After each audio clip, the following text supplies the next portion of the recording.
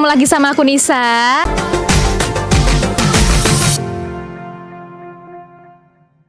Hari ini aku seneng banget karena aku kedatangan Dinda Laurencia. Halo Dinda. Teman-teman ini apa Mbak? Putih Sister ataupun Sister boleh. Nah Dinda ini dulu 2 tahun yang lalu ya Din pernah sebagai model reviewer di Putik dan kita ketemu lagi di sini. Betul sekali. Seneng banget. Dinda ini luar biasa banget. Pekerjaannya tuh banyak banget dari mulai sebagai model, sebagai instruktur model, womanpreneur, punya bisnis baju, punya event organizer. Luar biasa banget Dinda. Masih belajar sama Mbak Nisa. Amin. Dan umurnya juga masih muda banget. Masih 24 tahun, luar biasa muda bingit. 97 ya, Dinda ya. Untuk itu kita tanya-tanya di Bercandamu, bincang-bincang dapat ilmu. Nah selain itu Dinda juga ternyata seorang mahasiswa S2. Jadi di sela-sela kesibukannya Dinda ini juga kuliah S2. Luar biasa ya. Untuk itu kita gali lebih lanjut, kita tanya ke Dinda langsung dan bisa diceritain Dinda kesibukannya. Oke Mbak Nisa, tadi udah diceritakan ya secara singkat. Aku sekarang lagi sekolah S2. Dulu S1-nya itu double degree Mbak Nisa. 2 tahun di Indonesia dan 2 tahun di Cina. Dulu kita kenal pas masih di Indonesia Mbak, berarti kita udah lama banget kenal. 2017-an kayaknya Mbak kita. Oh iya, kita seperti MDM-an ya. Gitu. Terus abis itu aku kuliah di Cina, lulus 2020 tahun corona. Tapi bukan saya yang membawa corona itu ke Indonesia. Terus sekarang S2-nya di Ciputra di Surabaya, ambilnya bisnis. Oke, kalau bisnis sekarang sebenarnya sebelumnya itu aku ada bisnis di fashion namanya Lauren Pre-Love. Itu Lauren namaku, Pre-Love itu baju-baju yang misalnya udah nggak kepake. Dulu kan aku tuh seorang model Mbak Nisa, model MC kayak gitu. Jadi bajunya tuh pasti banyak banget. Nah, suatu hari aku ngerasa lemariku udah nggak cukup. Gitu. Problem wanita nggak cukup. Terus akhirnya aku jualin. Oh, ternyata lakunya cepet banget. Yaudah, kenapa enggak aku bantuin jualin buat bajunya orang lain. Jadi orang lain pas lagi pandemi itu nggak dapat uang, bisa ini dari jualan pakaiannya itu aku transfer ke mereka. Jadi aku dapat istilahnya fee jualan ya Mbak ya. Aku juga ada bisnis di rent organizer, itu event organizer. Nah kalau sekarang aku lebih fokus di event organizer itu Mbak Nisa, karena ternyata setelah diselidiki lebih suka di bidang jasa. Nah jadi ini salah satu tips ya dari Dinda. Kita coba aja dulu semua, karena dulu Dinda juga MC, model, jualan baju, bisnis jasa, event organizer. Mana nih yang paling nyaman, paling enjoy kita jalani, kita tekuni. Nah Dinda boleh dong kita cerita-cerita pertama kali kita flashback, bisa kita saling kenal tuh gimana sih? Aku sejujurnya kayak awal-awalnya tuh lupa gimana kok tiba-tiba kayak kita ketemu aja, tiba-tiba kita kenal-kenal aja gitu. Ceritanya gimana? Mungkin bisa flashback sedikit. Jadi suatu hari di tahun mungkin 2016 atau 2017 ya Mbak Nisa, kita itu kan Mbak Nisa adalah influencer Jogja ya. Takut ya. Jadi kita tuh sering ikut acara kalau misalnya ada launching event atau apa, itu aku juga sering ikut. Nah, pada acara itu Mbak Nisa tuh jadi MC. Nah, itu Mbak Nisa. Acara Sukma Mbak kayaknya. Yang itu ya. Bukan. Aku ingat. Kayaknya bukan Sukma ding Mbak, lupa deh pokoknya yang di itu deh pokoknya. Nah, itu Mbak Nisa MC, aku yang undangan. Kenalan lah kita gitu. Waktu itu Mbak Nisa udah sama Putik, tapi masih awal banget gitu. Terus kan itu aku nge-MC juga, terus kita ngobrol-ngobrol Soal per-MC-an ya. per-MC-an. Terus nanti kalau misalnya Mbak Nisa kalau aku MC bisa nggak sih pakai bajunya Mbak Nisa? Boleh banget gitu. Terus seneng banget lah kita saling support. Akhirnya kita nggak ketemu lama ya Mbak, cuma DM-an aja. Terus akhirnya aku bergabung di Putik jadi model review. Itu aku belum S2 pada waktu itu. Jujur nih, aku tuh kaget waktu Dinda ke Putik sebagai model reviewer. Karena aku tuh sedikit kepo tentang kehidupan Dinda. Dinda itu lahir dari keluarga yang punya privilege dari segi materi. Betul Dinda? Jadi bisa dibilang Dinda itu dari lahir udah kaya gitu ya. Dinda nggak kerja pun udah ada support dari orang tua. Tapi luar biasa banget Dinda mau memulai semuanya itu dari bener-bener dari bawah. Dari mulai modeling, MC, jualan tuh bener-bener aku salut banget sama Dinda dari bawah. Dan kamu daftar di Putik sebagai model, aku tuh kaget, ini beneran nggak sih? Gitu. Nah mungkin bisa dikasih gambaran sih Din, terlahir dari keluarga privilege itu seperti apa, dan kamu kehidupanmu sebagai seorang anak yang punya privilege tuh gimana? Masalah privilege ya Mbak, atau misal dari orang tua yang berkecukupan, alhamdulillah. Cuman Mbak, dulu pas aku kecil TK gitu ya, itu susah juga Mbak hidupnya. Jadi ngontrak pernah. Mamahku tuh kan PNS ya, itu pernah jualan-jualan kayak gitu juga pernah. Jadi memang udah pernah merasakan kehidupan yang biasa banget. Terus juga pernah yang ya alhamdulillah cukup kayak gitu. Nah kalau privilege-nya itu pasti ada, nggak mungkin kalau misalnya aku tuh semuanya bisa karena aku sendiri, nggak mungkin. Jadi kalau privilege yang aku dapatkan yang paling banyak itu dari ilmu Mbak. Memiliki privilege di uang, jadi aku bisa sekolah sampai luar, aku bisa melanjutkan S2. Itu kalau misalnya nggak ada uangnya ya mungkin belum bisa kayak gitu. Walaupun selama kuliah aku juga dapat beasiswa Mbak Nisa. Keren, tepuk tangan semuanya.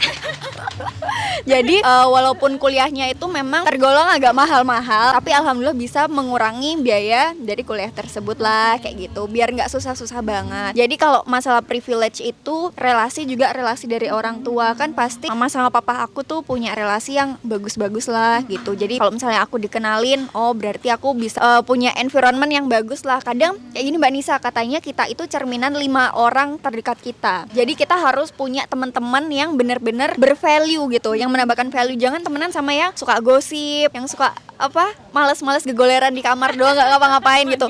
Mbak Nisa pasti kayak gitu kan. Kalau misal punya teman kayak gitu nggak mungkin Putik sebesar ini gitu. Jadi untuk masalah privilege ya pasti aku punya privilege dan harus dieksploitasi secara maksimal dan secara bagus gitu. Jangan disia-siakan dan jangan digunakan untuk hal-hal yang buruk. Untuk masalah modal Mbak Nisa, pas Lauren Pre-Love itu sebenarnya udah pernah deep talk sama papa gitu kan. Kan papa sama mama tuh ngelihat aku packing sendiri, sendiri, kasihan banget anak saya begitu ya gitu. Bisa nggak ada diem aja kasih uang gitu. Nah aku tuh nggak suka Mbak Nisa kayak gitu. Jadi pas lagi ngobrol sama papa tuh bilang mau dibiayain nggak, berapa, papa bantu kayak gitu. Nggak usah Pak, nanti aja kalau misal aku udah nggak bisa banget aku minta uang. Tapi alhamdulillah sampai sekarang aku nggak pernah minta. Ih cucoknya. Gitu Mbak Nisa. Jadi kalau misalnya support dari orang tua pasti ada, alhamdulillah. Tapi Mbak Nisa dulu tuh supportnya juga belum se-full sekarang. Jadi memang harus sambil ditunjukkan bahwa nih loh Pak, nih loh Ma, aku tuh bisa, ini loh hasilnya kelihatan kayak gitu. Nah terus kenapa sih kok aku pengen semuanya tuh dari bawah. Terus aku juga pernah jadi model reviewnya Putik. Dan mungkin capek loh, jujur capek. Ya, model Putik tuh iya. capek banget. Karena ya pasti harus profesional dong. Maksudnya kegiatan atau pekerjaan apapun semuanya harus profesional. Nah kalau dari bawah tuh aku jadi tahu posisinya orang yang di bawah tuh kayak gimana sih. Jadi nanti kalau saat aku menjadi leader, aku tahu cara nge-treat orang tuh seperti apa. Aku sebenarnya belajar banyak banget dari teman-temanku yang udah punya perusahaan yang besar-besar kayak Mbak Nisa kayak gitu. Sekarang karyawan banyak itu cara nge-keep-nya kan susah ya Mbak. Nah itu kayak gimana sih caranya? Apakah kita harus pendekatan ke karyawan tuh apa-apa aja? Nah dari situ aku belajar tuh. Kalau misal pas aku jadi karyawan, kayak apa sih perlakuan dari misalnya bos aku yang bikin aku seneng? Oh ya udah, berarti aku harus melakukan itu juga ke karyawan aku. Tapi nggak semuanya bisa diterapkan di bisnis kita ya Mbak ya. Pasti beda-beda. Tapi itu aku belajar banyak banget dari Putik. Benar, luar biasa.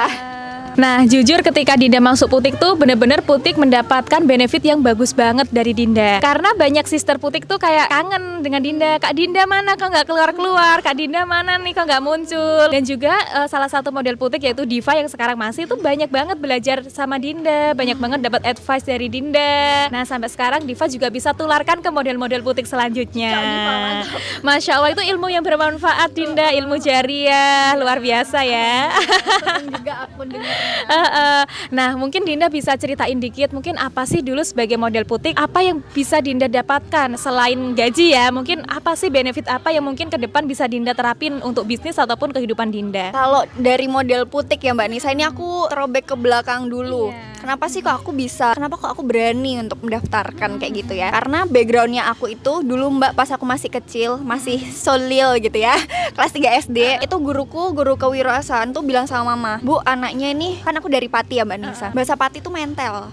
Mentel tuh kemayu. Iya, kemayu ya guys. Kemayu itu apa ya? Kecentilan ya. Kecentilan dan ngomong terus gitu. Ini mending dimasukkan ke sekolah modeling aja atau sekolah kepribadian, pasti cocok gitu.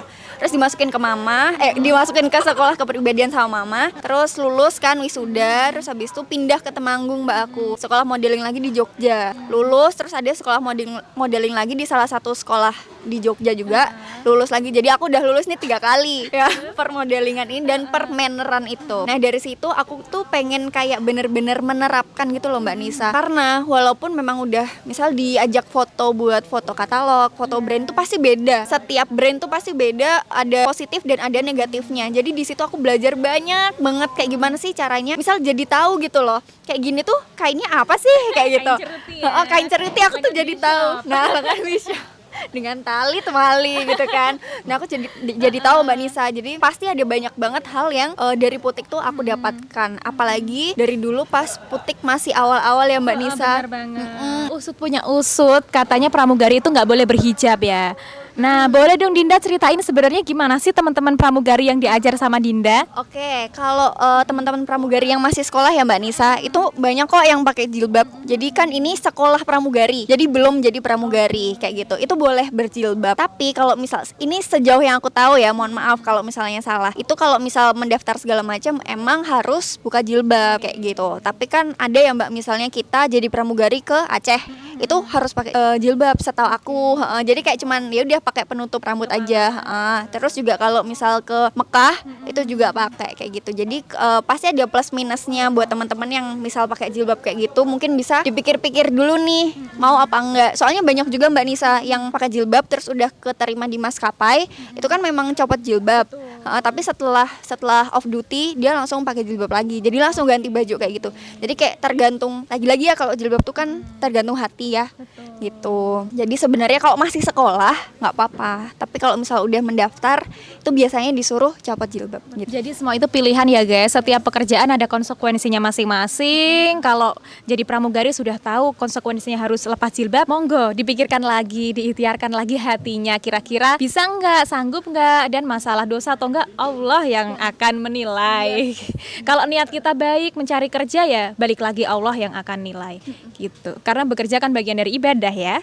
Itu aja Dinda, luar biasa banget sharing-sharing kali ini, banyak sekali ilmu Dinda, Masya Allah, Alhamdulillah. Semoga bermanfaat untuk sharing-sharing kali ini di event Bercandamu, dan sampai ketemu di video selanjutnya. Bye-bye.